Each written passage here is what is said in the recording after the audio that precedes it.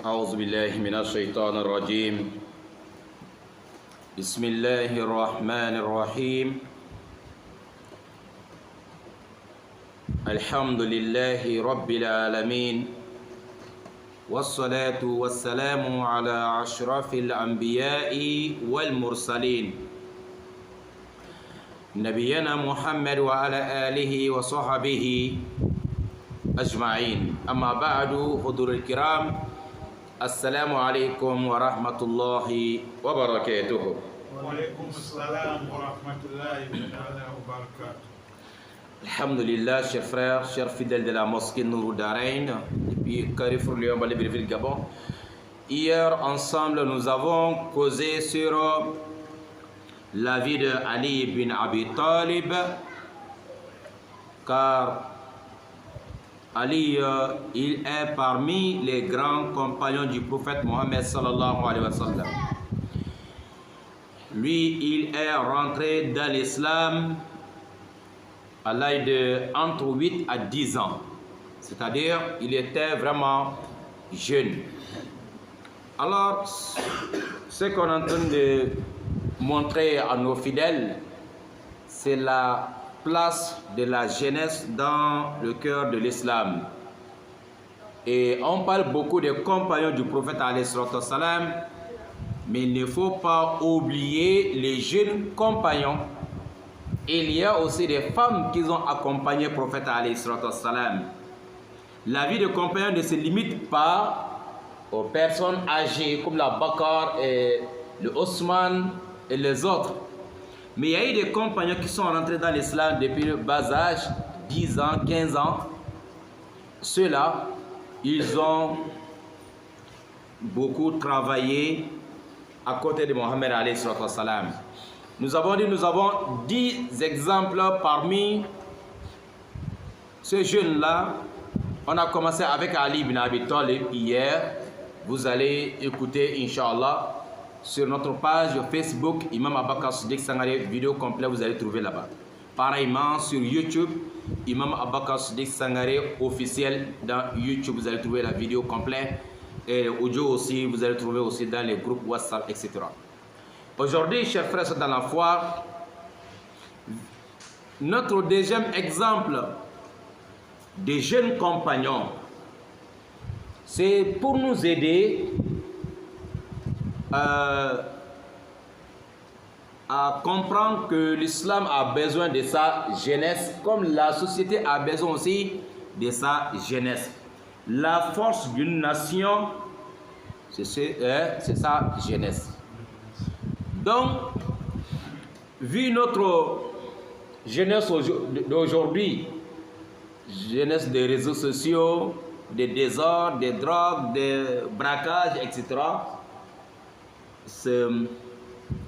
il faut en tant que musulman parfois faire des rappels de la jeunesse de l'époque, des jeunes compagnons. Nous allons parler aujourd'hui de deuxième exemple. وهذا حب النبي صلى الله عليه وسلم. Nous avons quelqu'un ici qu'on appelle Hibbu al-Nabi, bien-aimé du prophète alayhi salam. C'était un jeune que le prophète a beaucoup aimé. Jusqu'à on a surnommé cet homme Hibbu al-Nabi, le bien-aimé du prophète alayhi salam. Hein? Et pourtant c'était un jeune, vraiment un jeune qui a gagné cette place-là. Hibbu al-Nabi, le bien-aimé du prophète alayhi salam. Cet homme, il s'appelle Usamata ben Zaidi. Usama. C'est un jeune. Le prophète est décédé, il a laissé cet homme-là derrière lui. Il avait que 18 ans. Le jour de décès de Rasoul, Usama il avait l'âge de 18 ans. Imagine. C'est-à-dire que Rasoul est décédé, il n'avait même pas encore 20 ans. Mais son nom va rester jusqu'à la fin du temps. Hibbu Nabi, le bien-aimé du prophète. Radiallahu anhu arda. Kama fi sahih muslim wa ghayru. والله النبي صلى الله عليه وآله وسلم قيادة الجيش وعمره 18 سنة، وتوفي النبي صلى الله عليه وسلم فجعله أبو بكر الصديق رضي الله عنه قائدا للجيش كذلك، فاستمر وغزا الروم وانتصر. فلله العجب شاب في هذا السن أو في هذه السن. Cet homme, Oussama, c'est le fils de Zayd. Zayd. Qui est Zayd? Zayd ibn Haris. Zayd ibn Haris, que Rasoul avait alors adopté avant l'islam. Quand l'islam est venu, Allah a dit l'adoption c'est interdit dans l'islam. Il est devenu comme le membre de la famille du prophète Zayd ibn al-Harith. Celui, Ahibati Fillah, qui est le père, d'abord Zayd, on appelait d'abord Zaydou, fils de Mohammed. C'était un esclave on vous a parlé brièvement de ça hier, un esclave que oncle de Khadija avait donné à Khadija comme cadeau de mariage. Khadija aussi avait donné Zayd à Mohammed comme cadeau. Les parents de Zayd, lorsqu'ils ont compris son village, ils ont refusé. Ils ont dit pourquoi notre enfant, on est en train de faire les donnants. Ils ne sont pas d'accord. Quand ils sont venus, le prophète dit, c'est tes parents? Zayd dit oui. Bon, ils sont venus te chercher, il faut retourner avec eux au village. Zayd a préféré de rester chez le prophète alayhi salam, même s'il est esclave là-bas. Ça là, c'était avant l'islam. Quand Zayd a dit que lui va rester chez Mohammed alayhi salam, le prophète a dit à tout le monde, à partir d'aujourd'hui, Zayd ce n'est plus un esclave, mais plutôt fils de Mohammed. Zayd est devenu Zaydou, fils de Mohammed. C'est après, quand l'islam a enlevé cela, que non, on peut garder un enfant, on peut bien s'occuper d'un enfant, on peut tout faire, mais l'adoption, lui considérer comme ton propre enfant, pourtant ce n'est pas ton enfant, ce n'est pas le même sang. Un jour, il va s'asseoir avec ta femme comme c'est sa mère, pourtant ce n'est pas sa mère. Un jour, il sera avec tes filles comme ses propres sœurs, pourtant, en tant que ce n'est pas ses propres sœurs, il faut la distance entre eux. Donc, c'est là l'islam a interdit l'adoption à Tabani. Zayd est resté à côté de Mohammed jusqu'à le prophète a décidé de donner une épouse à Zayd, c'est qui la dame, la maman noire africaine éthiopienne d'origine, qui était la servante de Amina, la mère de Rasoul. Avant Amina, on peut dire, seul héritage que Abdullah, le père de Rasoul, a laissé derrière lui, c'est cette dame-là. Hein? Al-Barakata, Ayman Al-Habashi, Aymana.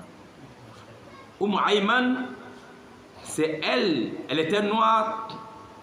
Elle était là le jour où la mère de Rasoul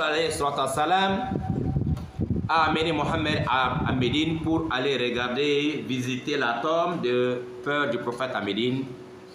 Ils ont fait un mois là-bas. Sur la route de retour, la mère Amina, elle est tombée malade, décédée. Aymana, elle était là. C'est le Aymana qui va devenir l'épouse de Zaydou, qu'on appelait Zaydou Mohammed. Et le premier enfant qu'ils ont gagné, c'est Oussama. C'est pour cela Oussama, il était noir, africain comme nous, Oussama. Il était noir parce que sa mère, elle était noire, couleur noire. Hein? Teint noir, peau noire, comme nous. Avec un peu de mélange seulement. Ok? Non. Et son père, Zayd, lui, il était vraiment arabe blanc. Tu vois? L'islam ne connaît pas.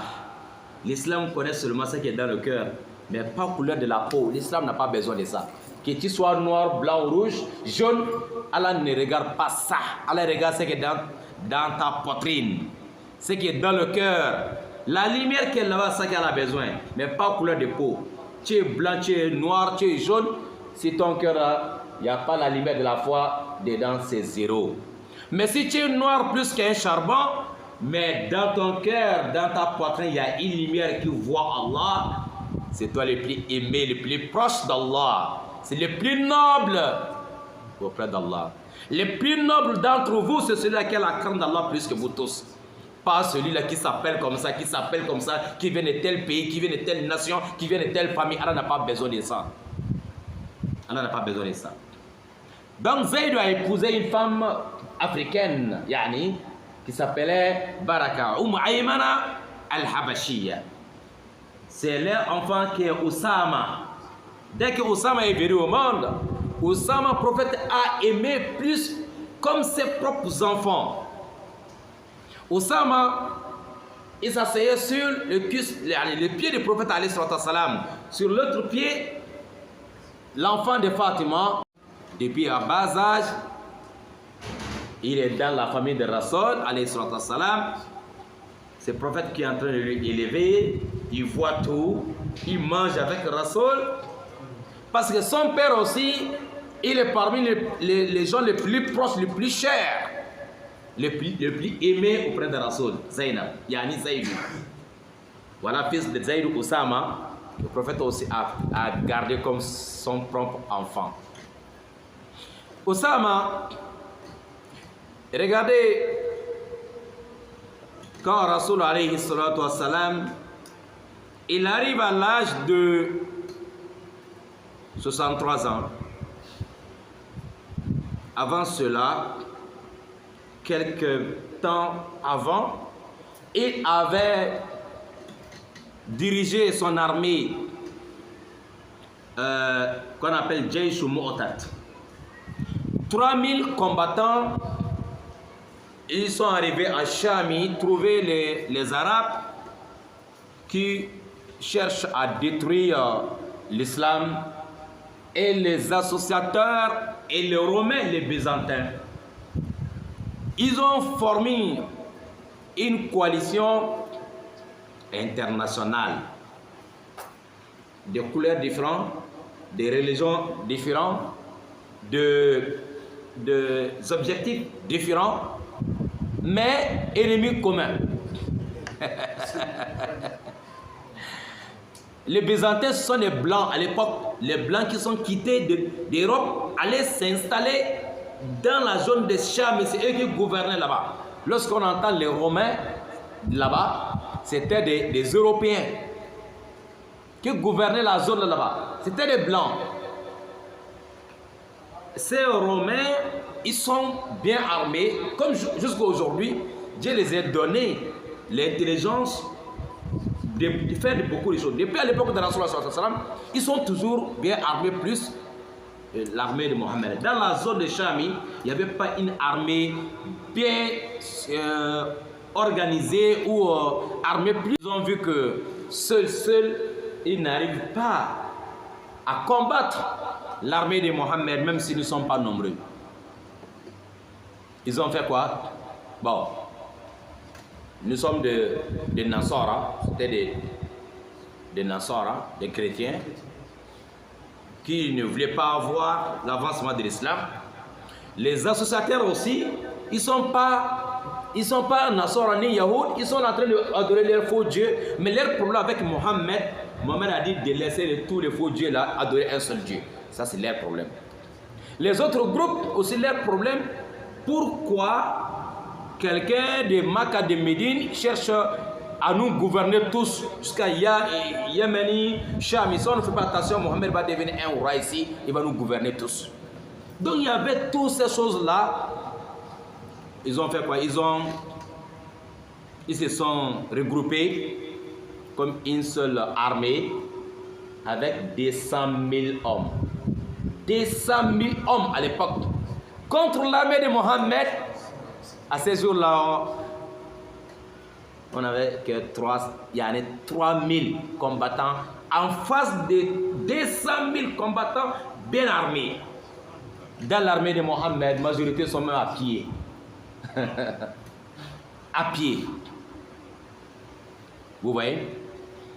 À la tête de l'armée de Byzantin, les Romains, leur roi s'appelait Héracle. Héracle. Alors, lorsque ceux-là, ils sont venus sur le champ de bataille à Mu'tat, Mohammed a envoyé son armée. Il a nommé 3 commandants. Parmi les 3 commandants-là, il y avait Zaïdou dedans. Le Oussama qu'on entend parler aujourd'hui, son père Zaïd, il était parmi les commandants que le prophète a nommé alors pour diriger son armée de 3000 combattants en face de 200 000. Il y avait aussi le cousin de Rasoul qu'on appelait Ja'far bin Abi Talib, grand frère d'Ali bin Abi Talib. Il était parmi les commandants Abdullah ibn Rawah. Voilà, le prophète dit, c'est tel qui est le commandant. Si quelque chose lui arrive, c'est toi qui prends le drapeau. Si quelque chose arrive, 3e commandant. Mais si Dieu fait que tous les 3 commandants sont tombés, entre vous là-bas, vous allez choisir un commandant parmi vous là-bas.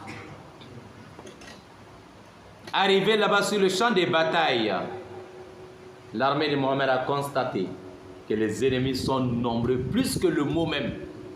Et armés plus que le mot. 200 000 en face de 3 000. Imagine. Il y a d'autres qui disent non. C'est pas possible. On va envoyer quelqu'un aller dire au prophète que ceux-là sont trop pour gagner des renforts. Les commandants, ils ont dit non. Allah est plus rapide. Mohammed, il est déjà informé. Ne vous fatiguez pas. Il connaît. Nous ne sommes pas venus pour se combattre, pour faire le combat ici par le nombre, mais c'est par le nom d'Allah et pour l'islam. C'est des choses. On gagne, on a la victoire sur eux ou bien c'est le paradis. Donc demain, on commence le travail. Le prophète connaît déjà. Lendemain, dès que le combat commence, l'armée de Mohammed en face de 200 000, premier jour, c'était vraiment difficile. Tous les côtés. Les 200 000, ils disent, mais attends, ils ne sont pas beaucoup, mais pourquoi ils sont courageux quand ils sont en train de faire tomber nos hommes comme ça, c'est comment? Et beaucoup de musulmans tombés. Premier commandant est tombé aussi le premier jour. Deuxième jour, deuxième commandant est tombé. Troisième jour, troisième commandant nommé par le prophète est tombé. Ils ont dit, le prophète a dit entre nous-mêmes de faire shura. On va faire concertation, on va voir. Tout le monde a dit non. Khalid ibn Walid, cet homme-là, jusqu'à aujourd'hui, les plans de guerre de Khalid est enseigné dans beaucoup de camps de militaires dans les pays arabes aujourd'hui. Le plan de guerre de Khalid ibn Walid. Ah oui, c'est quelqu'un qui n'a jamais pris la défaite devant une armée jusqu'à sa mort. Khalid ibn Walid. Pendant qu'il était kafir, il n'a jamais connu la défaite. Il est rentré dans l'islam, il n'a jamais connu la défaite. Khalid ibn Walid. C'est à cause de lui qu'on a perdu la bataille de Uhud. Tu te rappelles? On a perdu 110 personnes là-bas. C'est Khalid qui a, quand ils ont fui, il était parmi les mécréants. Arrivé devant, il a dit Nathan, ce musulman, pourquoi Mohammed a dit à 50 combattants de monter sur le montagne là? Mohammed, il est trop intelligent, il y a quelque chose. Il est sorti derrière ceux-là. La majorité était déjà descendue, il restait seulement 12 personnes. Khalid et ses hommes, ils ont terminé avec eux. C'est là on a perdu la bataille de Uhud. Mais après ça, il n'a pas fait un combat contre les musulmans. Après, il est rentré dans l'islam. Mais à ce jour-là ici, Dieu seulement en tête, on a mis Khalid devant. Khalid ibn Walid dit, ce qu'on va faire, ils ne sont pas beaucoup. Mais on va montrer à ceux-là qu'on a reçu des renforts. On m'a dit la 4 la quoi renfort nana. Que faire? Ils sont au nombre de 3000. Il a fait sortir 1000 personnes. Il les a divisés 100 personnes, ça fait 10 groupes. Chaque 10 groupes, il a mis aussi, lui aussi, il a nommé 10 commandants devant chaque groupe. Il dit bon, la nuit là, pendant que ceux là sont en train de dormir, vous reculez doucement, doucement, allez loin là-bas. Maintenant, demain, dès qu'on commence le combat, hein, vous allez venir groupe par groupe. Hein? Première heure, toi avec tes hommes, vous allez venir avec des bruits et des poussières, mais ne venez pas comme un seul rang, vous allez vous disperser. Comme ça, on va voir comme c'est 1000 personnes, pourtant c'est 100 personnes. Et vous allez crier avec le takbir. Les ennemis vont dire, oh, les musulmans, ils ont reçu des renforts. Pourtant, ces hommes, ils étaient avec nous ici hier. Deuxième heure encore, deuxième groupe doit encore faire la même chose. Rentrer. On le voit aussi en train de venir du côté des Médines. Les ennemis vont dire deuxième groupe de renforts. C'est comme ça, Khalid, le matin, après le Fajr, dès qu'on a commencé le combat, Khalid est là. En tant que tous ces chefs-là, ils sont toujours au milieu. Ils ne sont pas derrière, hein, ils sont devant. On a fait le combat, les ennemis ont vu que maintenant, les musulmans, à 3000, on n'arrive pas à finir avec eux. Ils ont gagné des renforts. Une heure de temps plus tard, deuxième renfort. 2 heures de temps plus tard, les renforts ne font que venir. Finalement, ils ont fui. C'est comme ça qu'on a gagné le combat. C'est là, Rasoul a dit, Khalid, Sayfun min suyufillah. C'est pour ça qu'on a surnommé Khalid Sayfullah, le sabre d'Allah, Alaka Babrou. Sabre d'Allah, Sayfullah. À ces jours-là, lorsque on a gagné ce combat, Zaydou bin Haris, il était parmi les 3 commandants qui sont décédés là-bas. Son cheval, c'est son fils Oussama qui est monté sur le cheval-là pour retourner à Médine en laissant derrière lui son père, Oussama. Oussama est retourné avec le cheval de son père. Son père, il était parmi les 3 commandants. Dès qu'ils sont retournés, le prophète toujours continue à s'occuper de Oussama. À un moment donné, le prophète a compris que ces gens sont encore en préparation. Il veut encore retourner parce qu'il n'arrive pas à comprendre comment 3000 combattants musulmans, on a reçu la défaite devant eux. Comment ça? Dès qu'ils ont encore commencé à s'organiser, Rasul alayhi salatu wassalam a dit, vous allez encore sortir. Mais cette fois-ci, votre commandant, c'est Oussama. Oussama, 18 ans. Un jeune de 18 ans, celui qui sera maintenant commandant de l'armée de Mohammed, en face de qui? Une armée bien organisée dans la zone. Une armée, et vraiment, ils sont nombreux de centaines de mille. On n'a pas nommé un papa. C'est un jeune de 18 ans. On a nommé Oussama. Mais, dès qu'on a nommé Oussama, peu de temps, pendant qu'ils sont dans l'organisation et préparation, on a compris que le prophète est malade. On dit, attendez d'abord. Quelques jours, le prophète est décédé avant la sortie de l'armée de Oussama. Mais dès que Rasul alayhi salatu wassalam avait nommé Oussama bin Zayd Voilà ce qui va passer. تعجب بعض الصحابة رضي الله عنهم حتى طلبوا من رسول الله صلى الله عليه وسلم أن يولي من هو أكبر منه سنا فغضب النبي صلى الله عليه وسلم. Dès que le prophète avait nommé Oussama, il y a eu des compagnons du prophète alayhi salam, ils ont commencé à critiquer la nomination de Oussama, vu son âge de 18 ans. Et il y a des grands compagnons de 60 ans, comme la Bakar, de Omar, à ces jours-là, des 40 et quelques. Beaucoup, ils ont commencé à dire il faut que Rasoul revoie un peu la nomination de Zaïd, de Oussama. Parce que nous sommes en face d'une armée bien organisée. Oussama n'a pas beaucoup d'intelligence ou bien d'expérience. Vu son âge, le prophète alayhi salam, il était contre cette critique. Rasoul sallallahu il était fâché.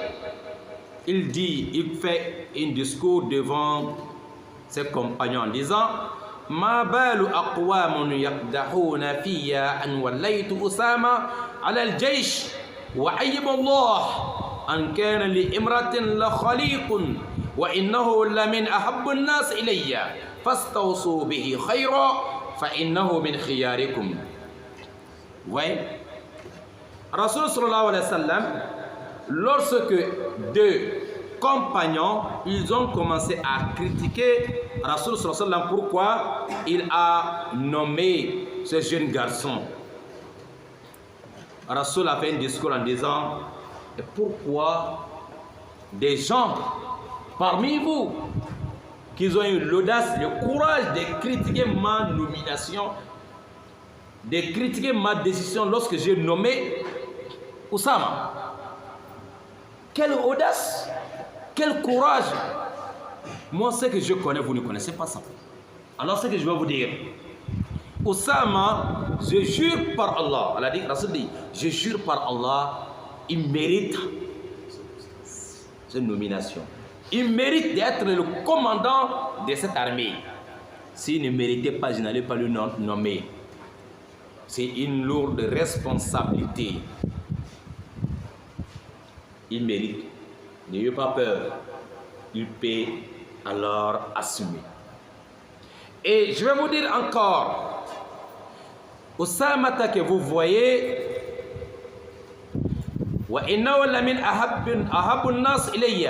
il est parmi les gens les plus chers auprès de moi, les plus aimés auprès de moi. Oussama Balare, il est parmi les plus aimés. Et c'est pas fini. C'est pas seulement parce que j'aime cet enfant, mais deuxième chose, il peut commander cette armée.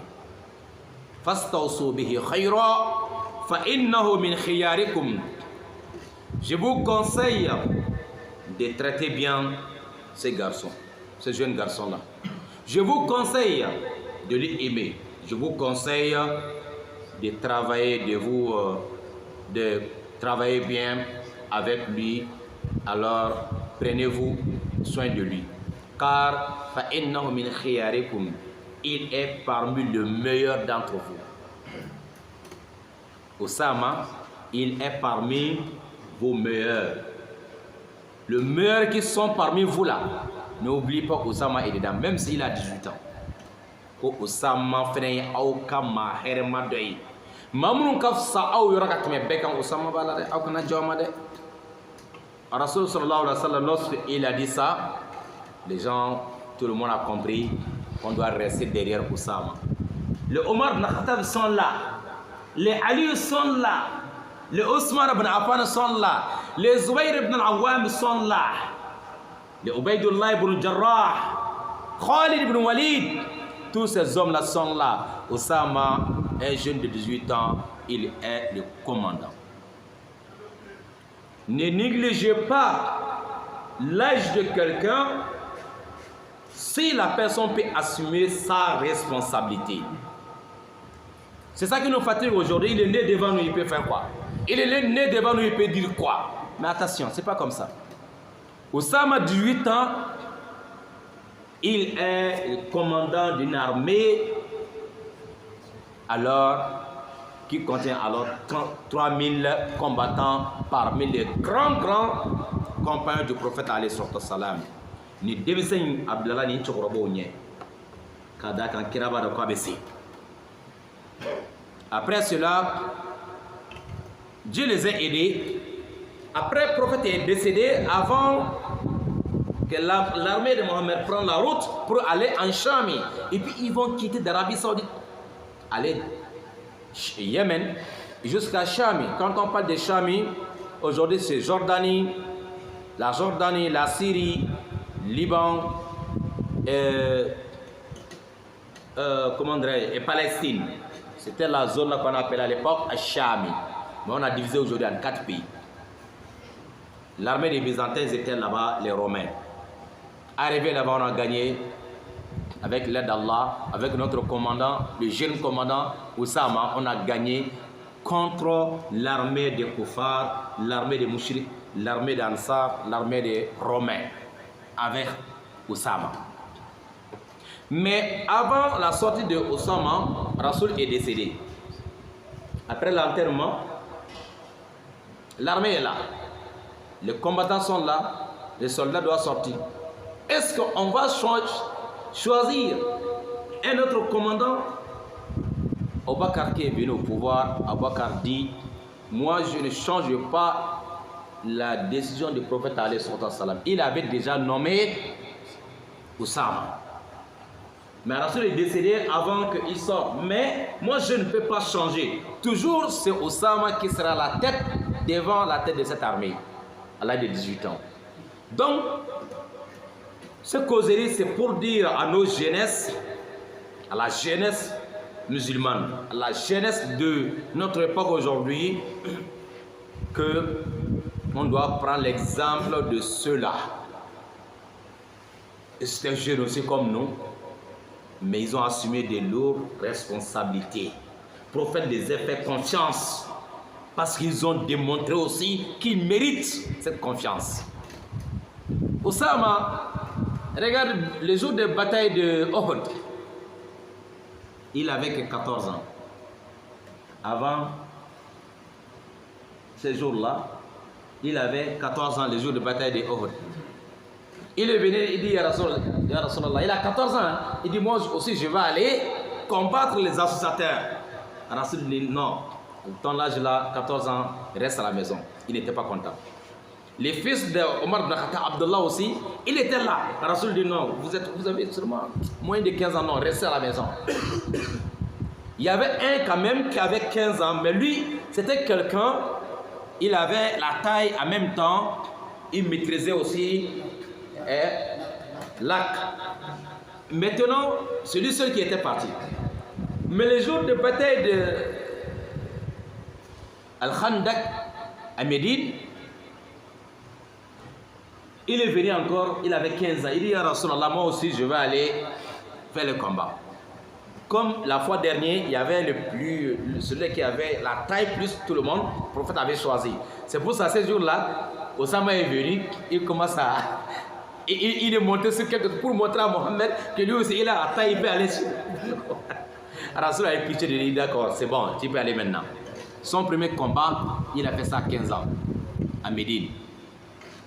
La coalition internationale, pour la première fois qu'ils sont venus encercler la ville de Médine, les musulmans qui ont fait le combat en face, cet homme-là, il était dedans. Il avait que 15 ans.